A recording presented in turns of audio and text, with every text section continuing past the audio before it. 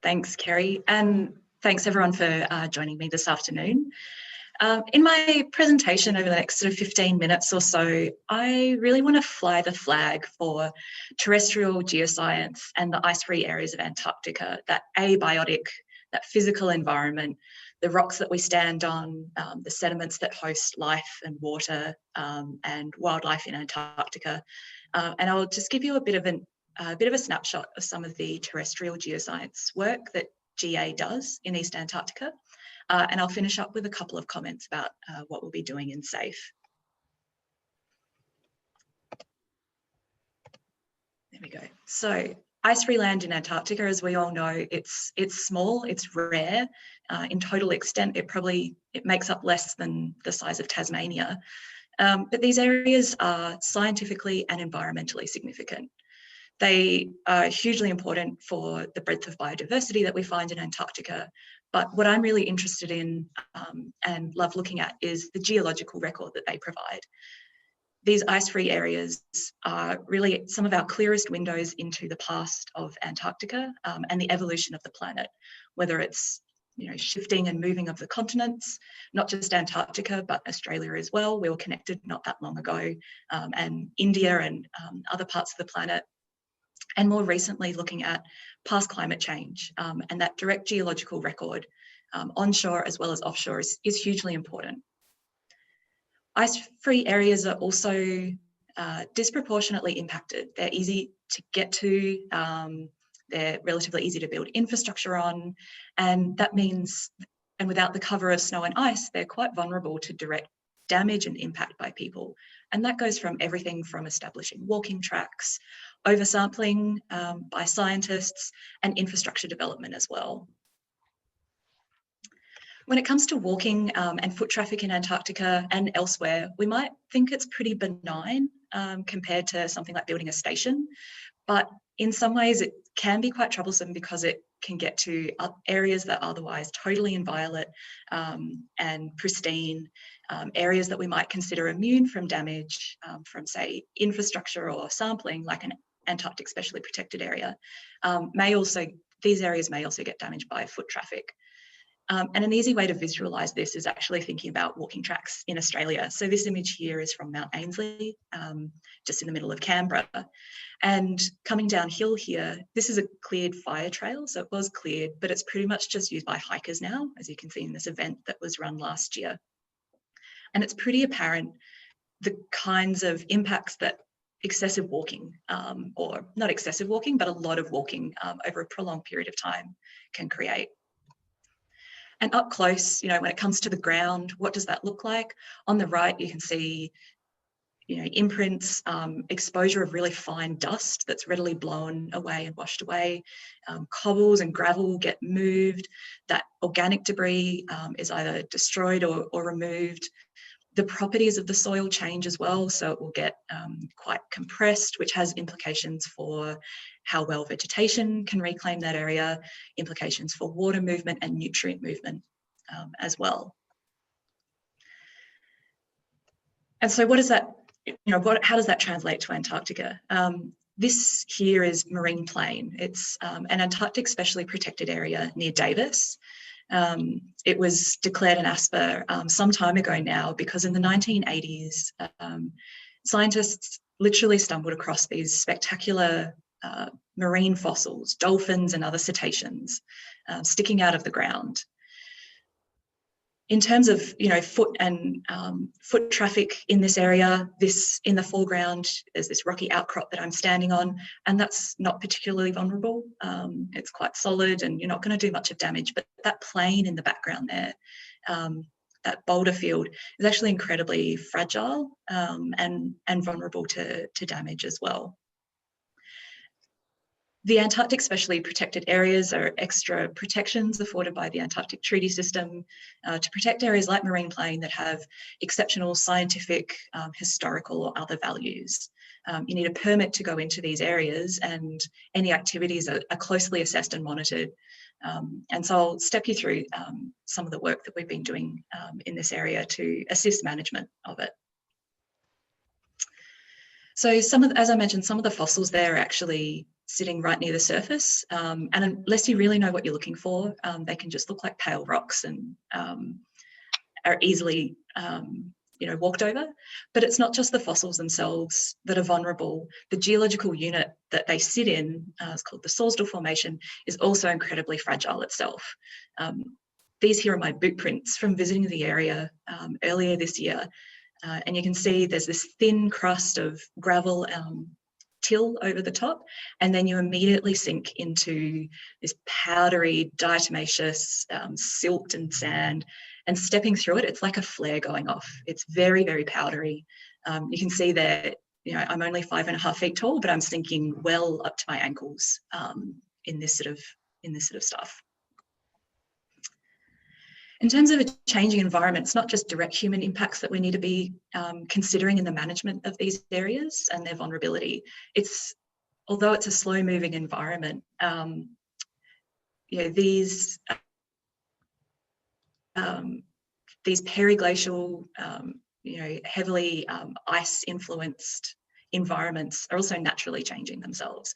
So on the left, these boulders are actually being split, churned and sorted through the soil profile by the action of permafrost, cryotubation, so ice turbating the surface and the near surface. And on the right, we actually have a bank of marine fossil shells that have been cut. These are Holocene fossil shells. They've been cut through by meltwater to form a gully. And then this year, we're actually seeing, and this happens reasonably frequently as well, that these banks are actually collapsing into these gullies just through natural processes. And if we're concerned about these areas because of their current or potential scientific value, we need to understand how they're vulnerable to human change, as well as human-induced change, as well as natural change as well. So in working with the Australian Antarctic Division, when it comes to the management from a geoscience perspective, from a geological perspective with some of these environments, there's some questions we have about how we can meet our obligations under the Antarctic Treaty System. In terms of in evaluating environmental impact and the management of these areas, we need to be able to assess predicted impacts. We need to be able to detect unforeseen impacts.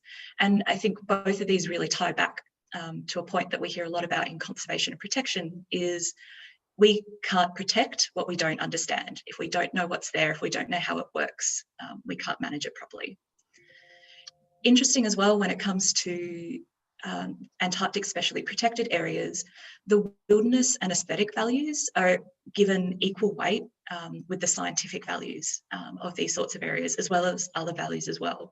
So although footprints might seem fairly benign if they're not, say, crushing fossils, they still do impact on the wilderness and aesthetic values of some of these protected areas. And I guess our key question was, is there a way or ways to effectively measure and monitor the vulnerability of ice-free areas and their different parts?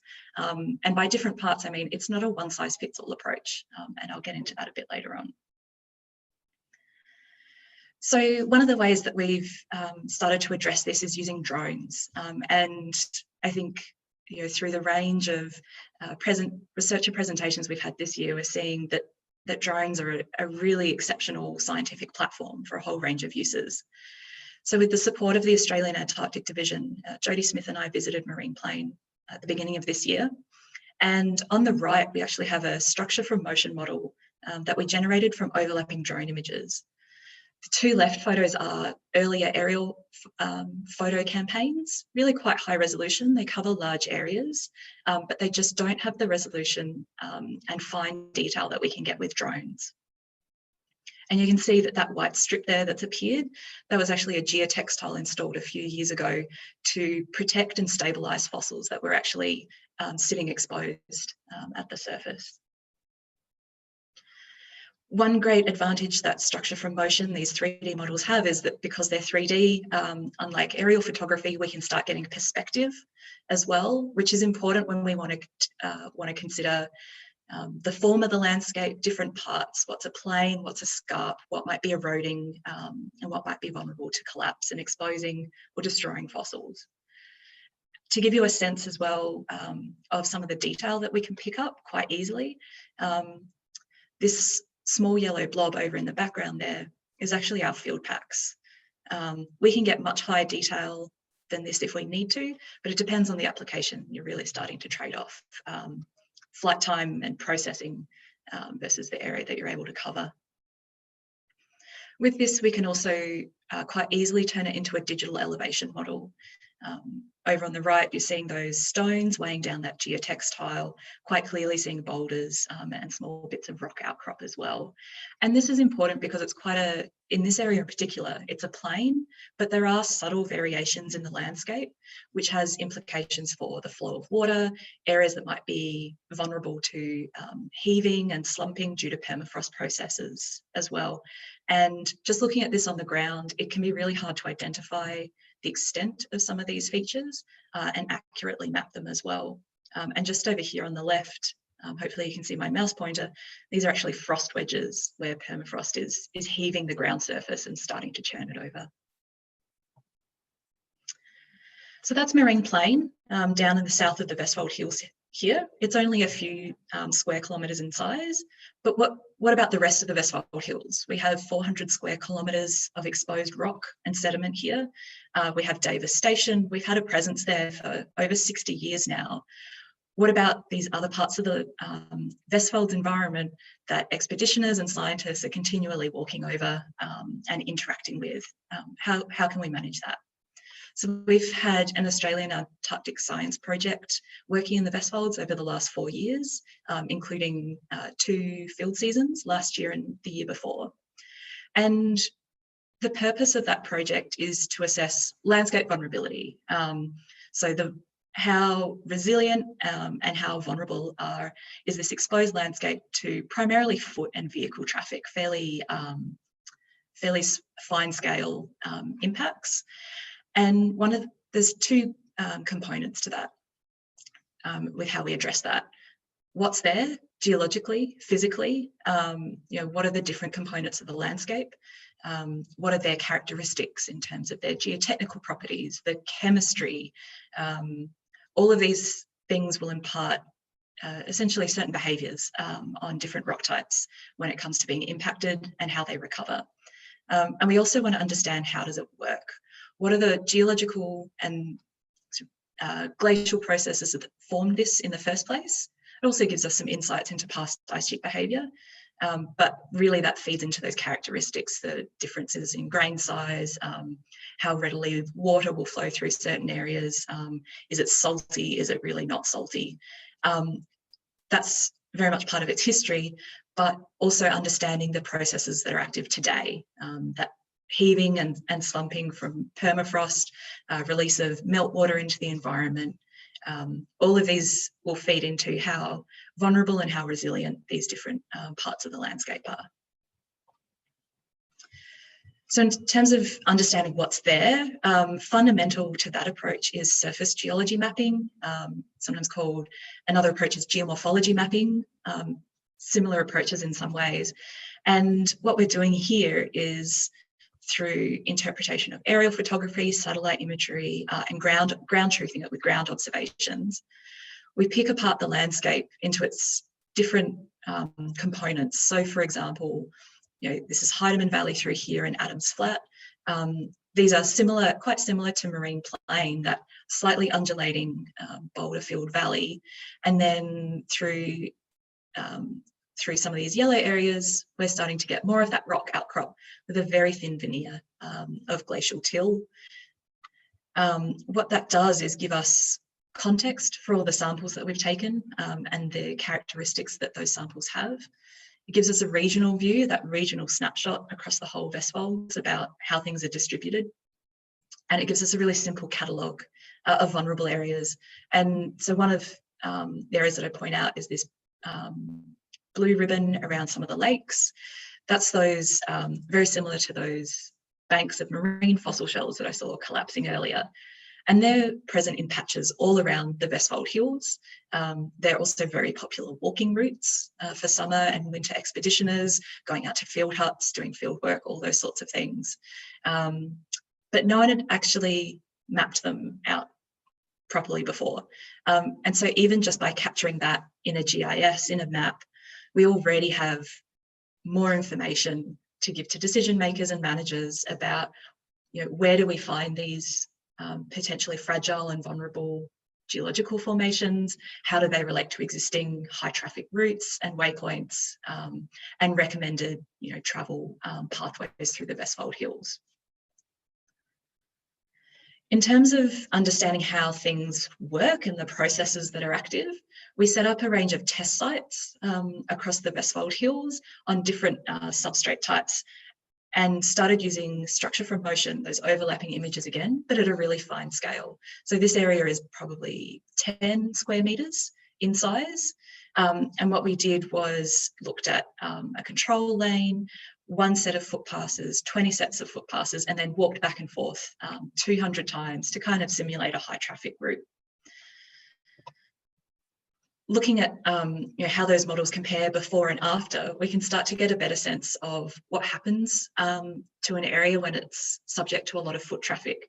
Here you can see individual boot prints, but when we start getting high traffic areas, we get really quite a dispersed effect. What that means for the project is that we can take these insights from these small detailed test sites, and we've got multiple years now of data that we're getting through, put it into that regional context of that, like that map I showed earlier, and say, right, in similar areas with similar characteristics and geological history, we expect it to behave in this way. We expect that we get quite a dispersed imprint of foot traffic and walking tracks coming through. But also we expect it to recover quite significantly within 1 to 2 years. Whereas elsewhere we might have a different scenario that for areas, say like those marine deposits surrounding the lakes, that we actually might want to have distinct walking routes that are very closely set out through areas like that. So we're not trying to capture impacts and say, oh, everything's vulnerable, you can't go there. It's really about providing information to help managers make those decisions. Because until now, a lot of suggestions about how expeditioners walk through this landscape and navigate it is fairly anecdotal, and we don't have this kind of systematic information to base decisions on. In terms of what we'll be bringing to SAEF, the focus will be less on that vulnerability side of things, but that geological context, understanding the geological history of these onshore regions. One of the early projects that I'll be working on with Jodie Smith will be looking at the continuity between the marine and terrestrial record in the Vestfold Hills. And that's because we now have this detailed information from this current project onshore, as well as really detailed high resolution bathymetry in the nearshore environment.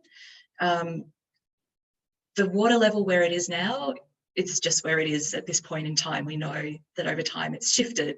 And yet when it comes to understanding ice sheet history, at least from a terrestrial perspective, often we'll basically go up to the waterline and just go, oh, no, that's the marine realm. We don't really want to worry about that. That's someone else's job. And so what we're aiming to do is make that interpretation seamless, because we have so much data to do that with in the Vestfolds. And we can use that as kind of a test case for that approach elsewhere. Also looking at the onshore terrestrial geomorphology. So similar to that surface geology, really bringing in those parts of the landscape that point to past ice sheet behaviour, particularly at this stage focusing in on the Bunga Hills, and then using expertise of particularly the Monash group and people like Andrew McIntosh to constrain that history points in time on that kind of behaviour and start to untangle some of the past glacial activity in these areas. They're difficult in that ice-free areas like the Bunga Hills, Vestfolds, they're not necessarily representative of wider ice sheet behaviour. But if we can start to see similarities between them, then maybe that can give us some of the implications for that broader East Antarctic ice sheet as well. And I'm also quite interested in looking at these abiotic environmental variables, the components of the landscape, their geological characteristics, and what that means for biodiversity. Often when it comes to looking at ice-free areas, it's perhaps just treated as rock or just one unit, the Vestfolds will be treated as, say, one unit. Physical characteristics like aspect and slope are considered, but not necessarily like what's the substrate, what are the characteristics of that substrate. So really interested to see, some of the work that and implications that we can get from that. So I'll leave it there and pass over to Andrew, but thanks for listening, and yeah, happy to take any questions as well later on.